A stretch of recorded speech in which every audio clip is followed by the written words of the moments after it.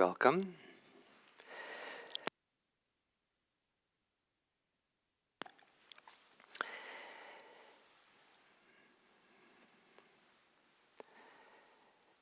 Yesterday I opened the meditation with the idea of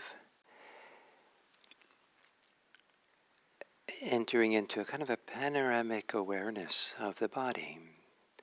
Mindfulness of the body is really key, and to be able to feel and sense more of our body is one of the purposes of mindfulness practice, because so much of our world is processed, experienced, understood through the body. And the more we can be embodied with our senses and feelings and sensations, the wiser we can be, the freer we can be. And this works really well with emotions. That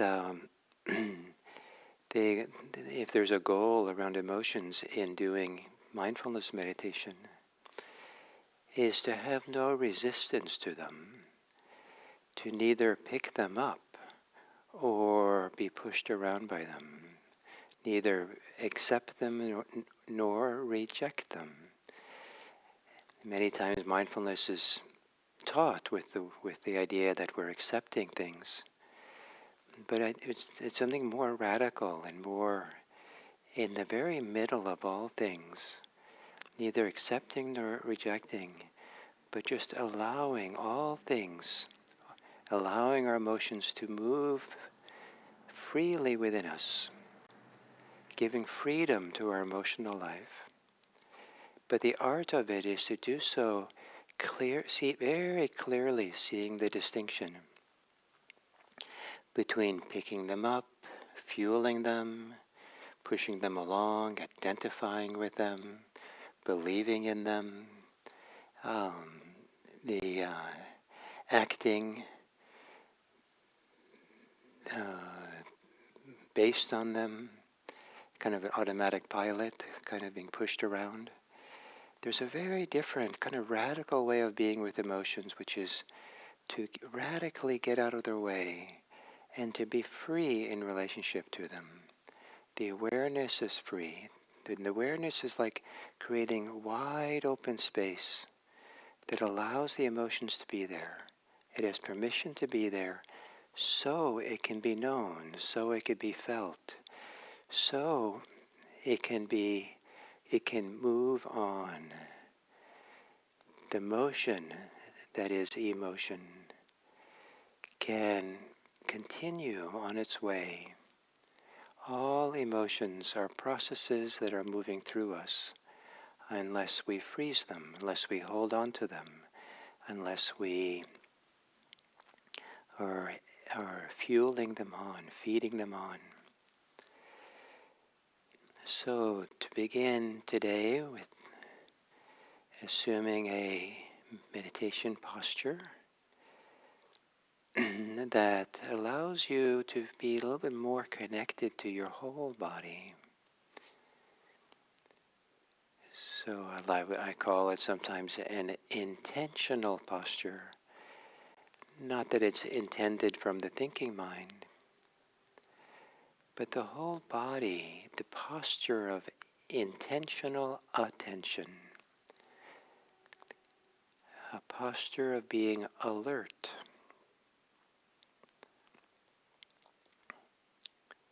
Not alert with fear, but alert with love, alert with peace. An alert posture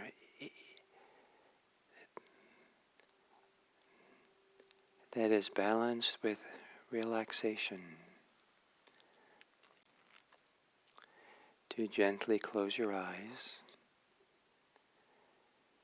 and feel the way that there's an alertness in the body. Where is the body most alive with sensations, with receptivity, with alertness?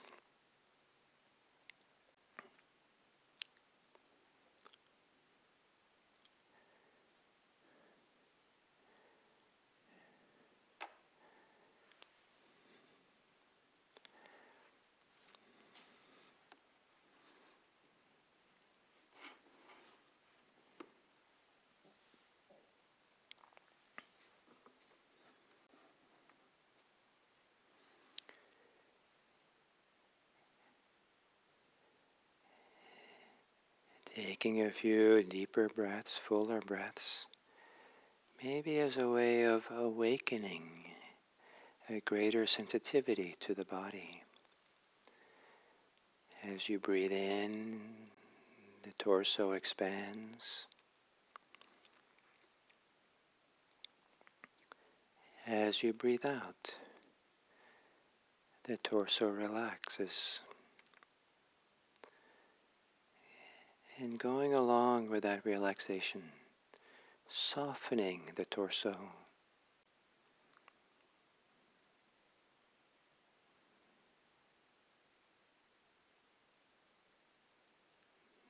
The deep breath in expands, opens, stretches the places which are tense and tight. And the exhale allows it all to relax.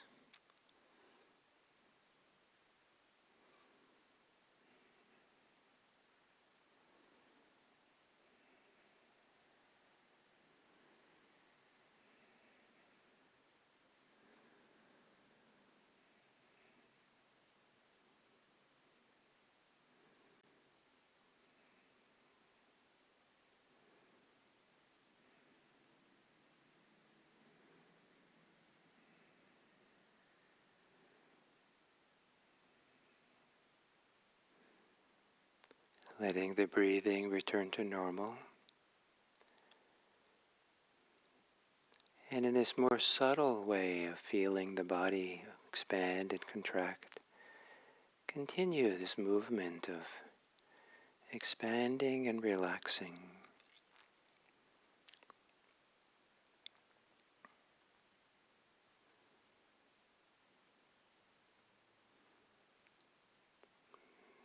Relaxing in the shoulders.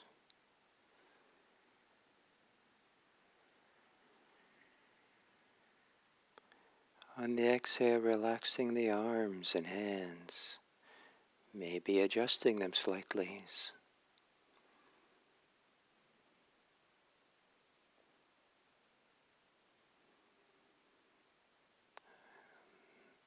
Over 3 or 4 breaths, softening, relaxing down through the torso.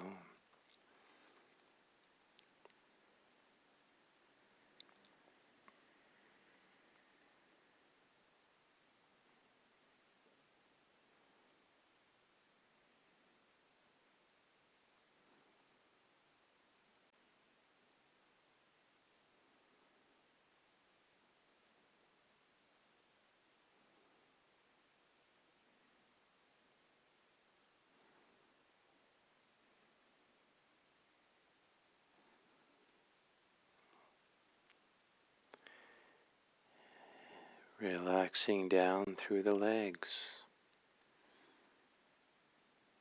the thighs, the calves.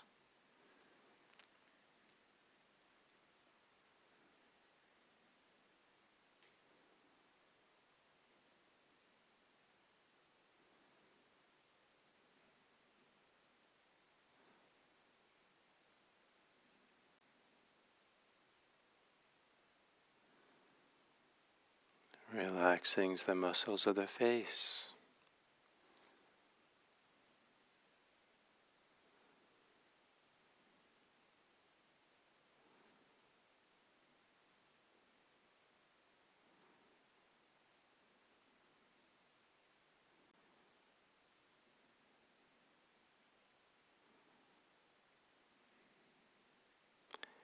Relaxing the muscles of your scalp.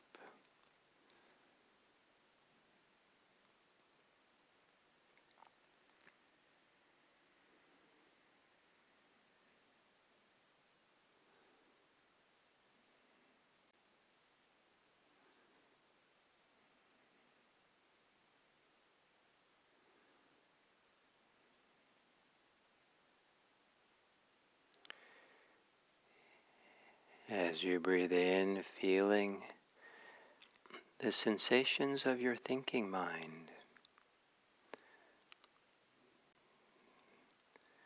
The sensations in your body associated with thinking. Maybe it's and activated energy, agitation, tightness or pressure, a pushing, a pulling.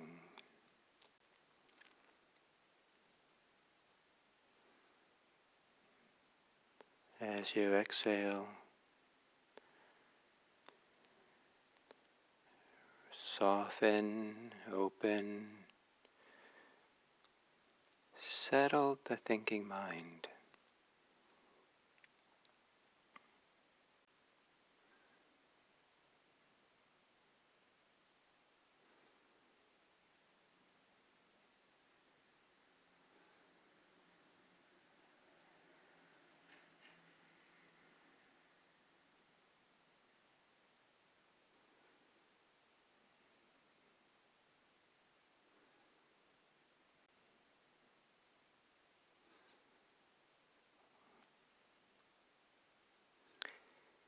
And then whatever way it's easiest or obvious for you, on the inhale, feel your body quite broadly, kind of a broad panoramic awareness of your body.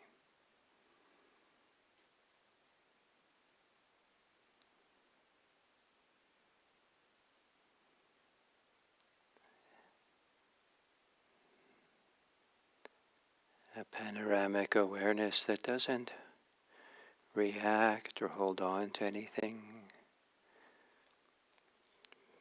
Almost like you're creating a wide space, a room, for whatever is in your body to exist peacefully in the space of awareness.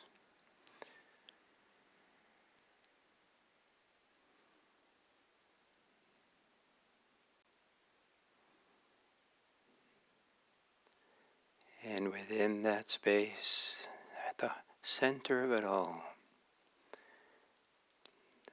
settling into your breathing.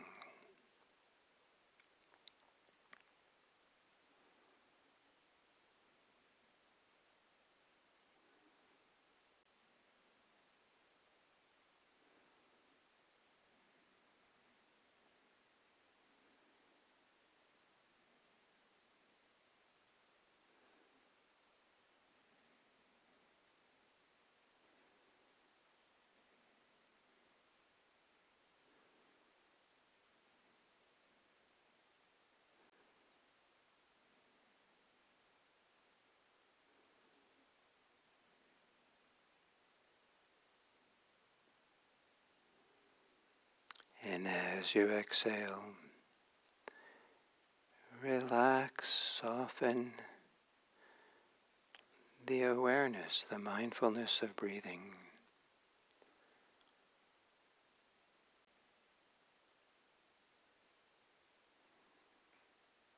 Almost as if, as you soften and relax the awareness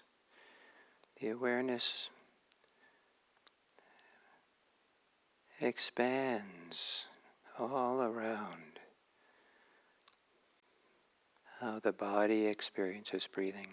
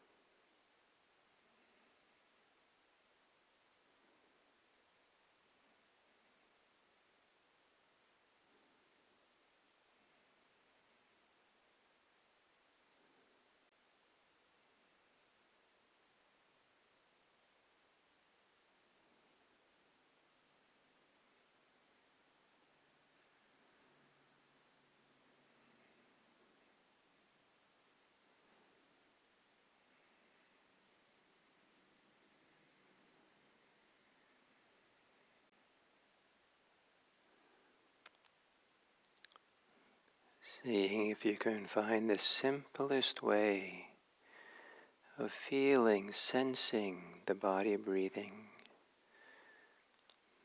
The simplest way that you can gently know the body breathing, where the sensing and the knowing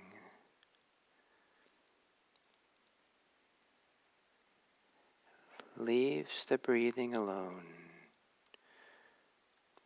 No agenda, no judgments.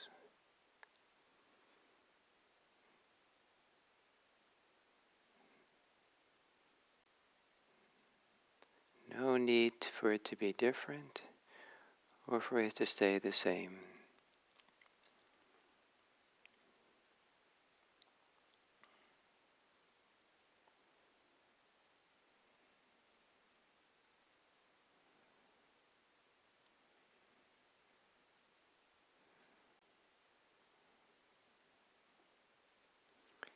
Neither accepting or rejecting the body breathing. Simply allowing it to breathe freely.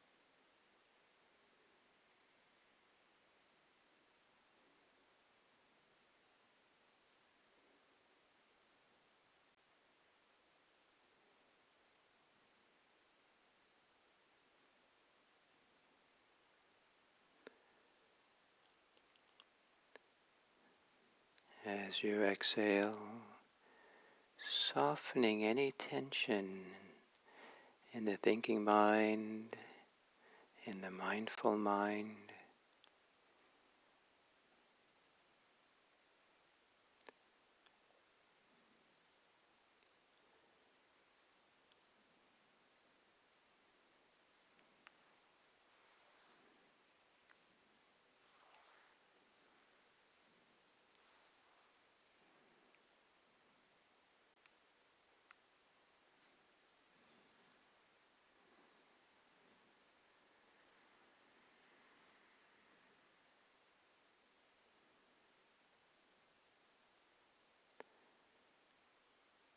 Without accepting or rejecting, without moving the mind or attention, contracting,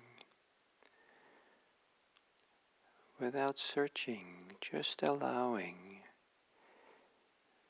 Become aware in the simplest way you know how you're feeling. What's the emotional state, the mood, the state of mind that's present for you.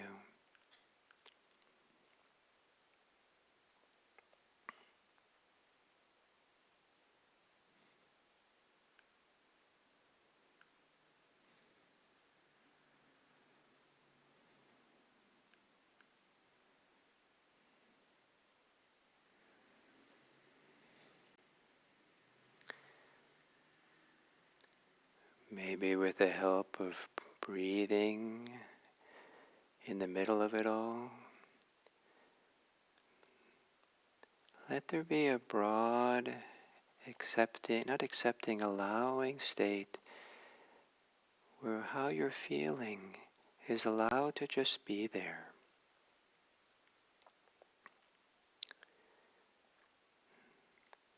Without resistance, without being defined by it, without conclusions about it.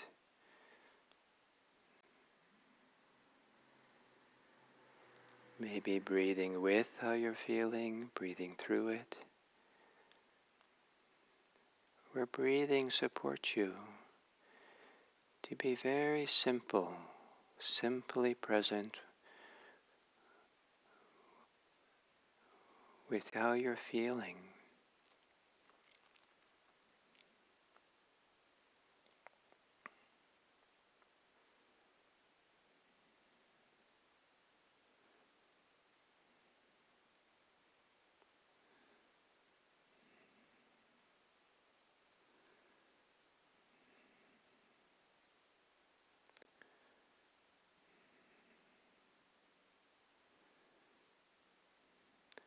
And if there is any desire in relationship to how you're feeling,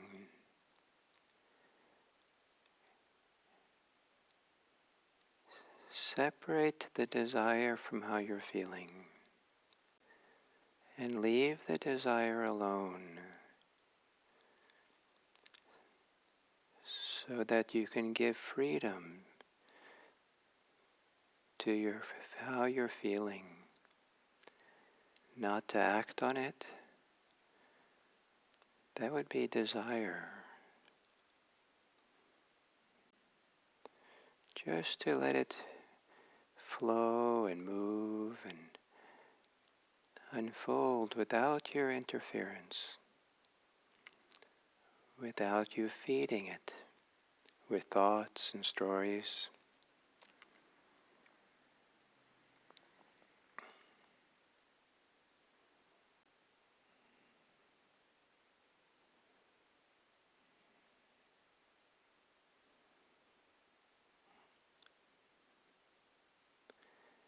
How simple can you be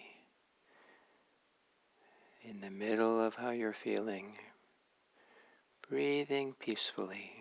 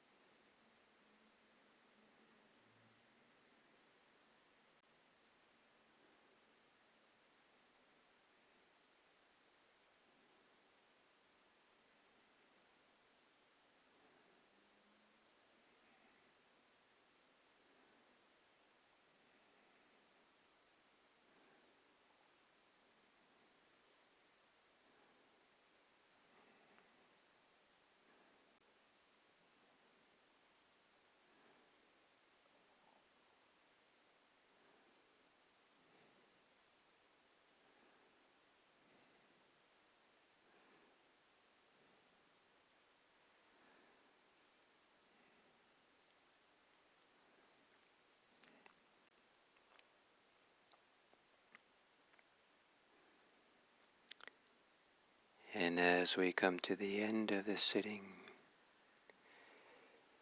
can you distinguish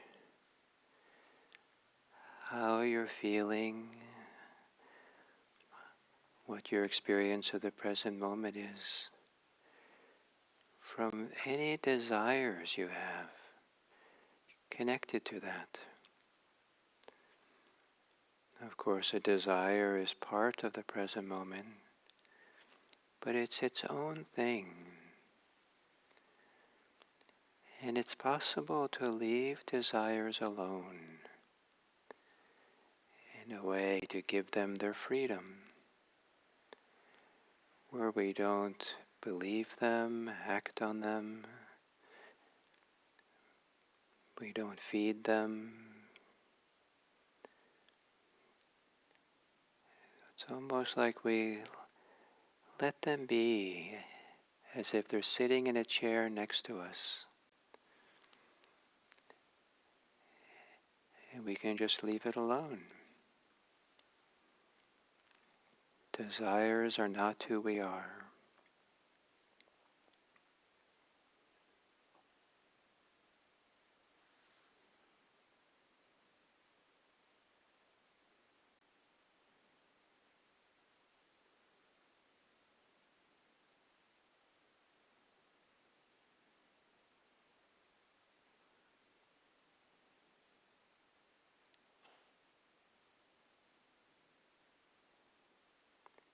And then to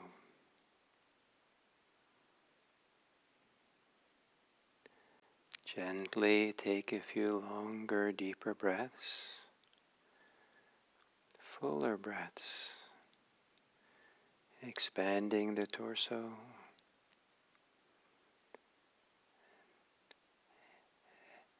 as if you're freeing all things within you so they can expand and radiate outwards away,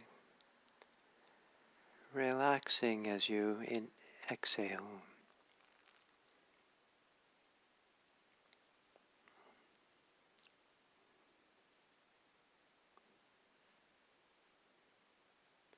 And from deep within, maybe from the place inhales begin,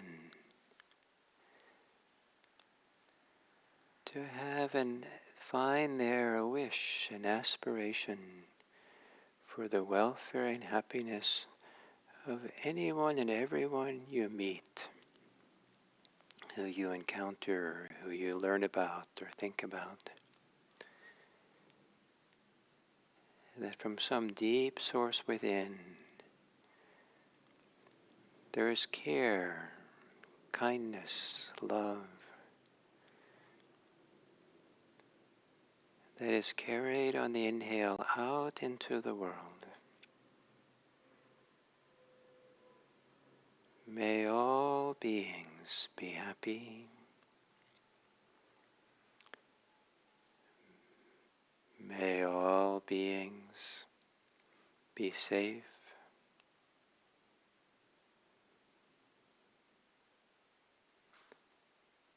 May all beings be peaceful.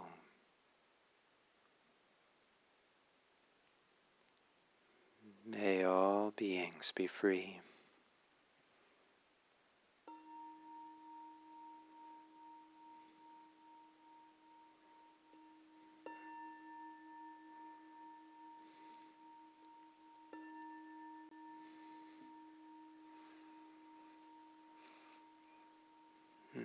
Thank you.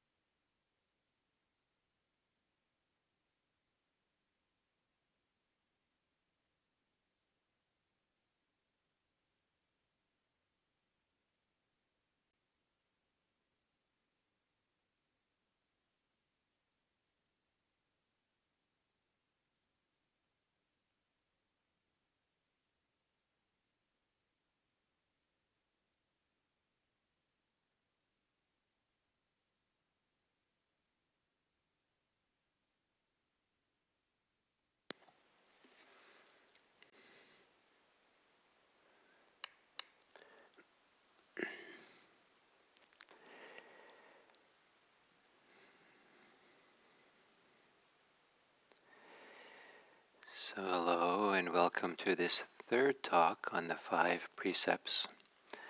And the third talk, for third precept, is not to engage in sexual misconduct. And exactly what that means is not very specified in the ancient teachings. One way it means is not to cause harm through our sexuality, not to harm others, not to harm ourselves. And what sexual misconduct means is interpreted or understood differently in different cultures, different contexts, in different systems of ethics. So it's a somewhat vague idea, though most people don't see it as vague. They have their own inherent understanding of what that means that can be very clear, or maybe it's never been deeply considered, but there are deep, maybe subconscious, unconscious, cultural values that are carried in this idea of sexual misconduct. But the core thing is that makes everything kind of simpler is not to cause harm, intentional, deliberate harm, and not to have bring about consequences that will harm people. And so for this week, I'm connecting the precepts with the basic instructions in meditation that I teach here at IMC. And so today, the connection is between this third precept and the mindfulness of emotions. And with human sexualities, human sexual interests, motivations, are deeply tied to our whole psychophysical being. In some ways, they're some of the most complicated behaviors that humans have. That's complicated by biology, psychology, sociology, dharmology, theology, um, uh, political philosophy.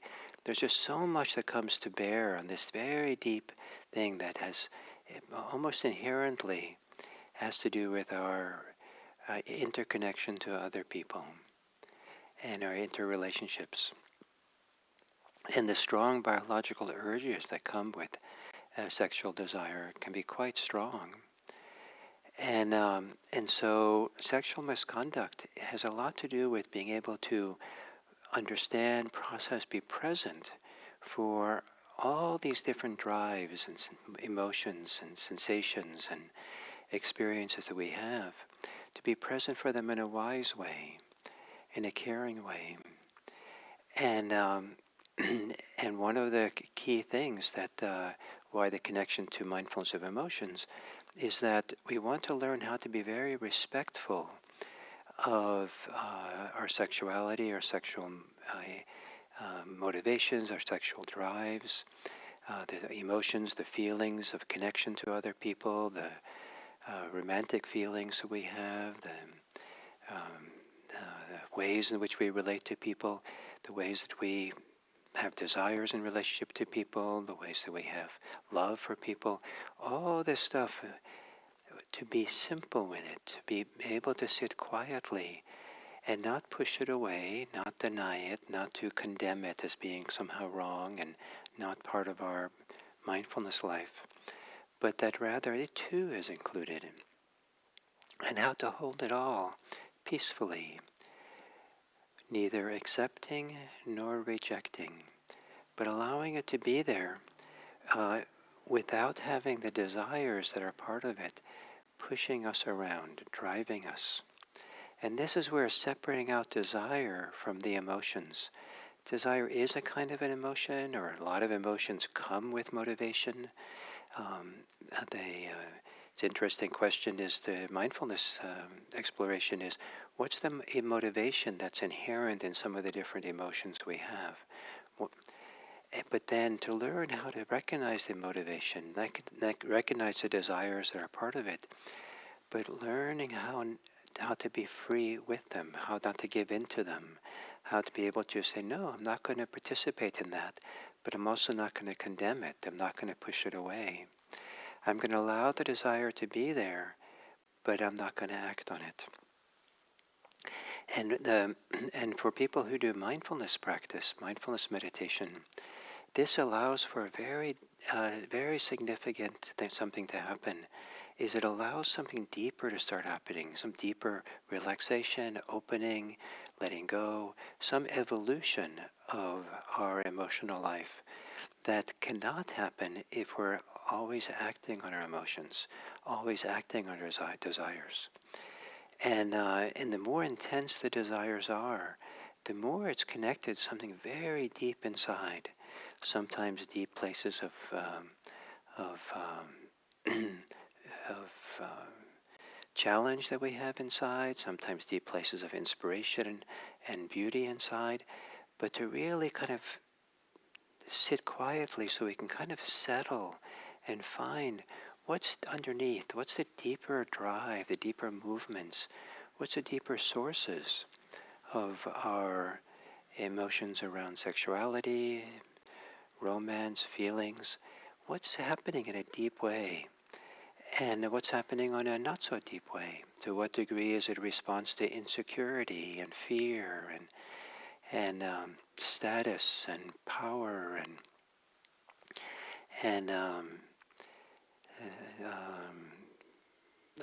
hostility and aversion, and there's a whole bunch complex world that comes into play. And if that all has a chance to just be left alone so we can see it clearly, allow it there, see and understand the things which maybe are not so acceptable in to society or with ourselves or in the values we have, but not to condemn anything, not to criticize anything, not to feel shame for anything, but to allow ourselves just the gift, just be with it, breathe with it, but don't give into it. Don't collapse with it. Don't push it away. Don't react to it. And this is the very radical thing we're learning in mindfulness, is how just to be sitting peacefully and allow it all to be without acting, without reacting, without, but staying peaceful with it all. Staying still in a peaceful, quiet way, not frozen, not tight, not holding on for dear life. And this is not easily done, but this is part of the movement, the goal. And so as we learn to do this, then we start having a very different relationship to the kind of desires that would cause someone to break the third precept, to engage in sexual misconduct. And we have a very different relationship to it, that we're not going to act on greed, on lust. We're not going to act on attachment. We're not going to act on clinging. We're not going to act on compulsion, because all those, we lose ourselves in that process. There's a way in which we can just we want to open to ourselves and allow for all of this here to understand the deeper movements of emotion, the deeper movements of the source of emotions, the movement where it comes from. So to cultivate mindfulness of emotions, to make that really a study, to make that really something to, for a period of time, to specialize in it, to really understand deeper and deeper not only what the whole range of emotions, the kaleidoscope of feelings and emotions that go on. So they're not there unconsciously, they're not there subconsciously influencing us and affecting how we see the world and what we say and do and believe, but to really be peaceful with it, to center and allow. And meditation is one of the great laboratories to learn this, where in meditation no emotion is shameful, no emotion is wrong, no emotion is right, no emotion is denied, they all have a place to be there, because what we're cultivating is not emotions. We're cultivating the space to hold emotions, whatever they are, to allow it to be there and be there peacefully without defining ourselves by it, without saying, this is who I am. It's just emotion. It's just weather that's moving through. And we don't define ourselves by the weather that comes across our lands. We don't have to define ourselves by the emotional weather as it moves through us. It's just a movement. It's just the winds and the rain and the snow and the hot summer wind. It's hot summer wind, and so learning to sit well, deeply with our emotional life is a phenomenal support for this third precept. It gives us the information. It gives us the understanding, the wisdom, the deep connectivity, that we really understand the deeper dynamics of what's going on around our sexual lives. For which sexual misconduct then becomes, we're seen not as a moral rule, but as a guideline of how not to lose ourselves, not to lose ourselves in activity that can cause harm, including harm to ourselves when we lose ourselves to desires, lose ourselves to these strong drives that come with sometimes with very strong insistence, very strong sense of authority, but also in which we lose our freedom. And how to keep this peaceful freedom while also being sexual beings. This is the great discovery in art that is possible to learn through sitting with mindfulness of emotions. So thank you. And so then we'll continue with this, with tomorrow, mindfulness of thinking and not speaking falsely. Thank you.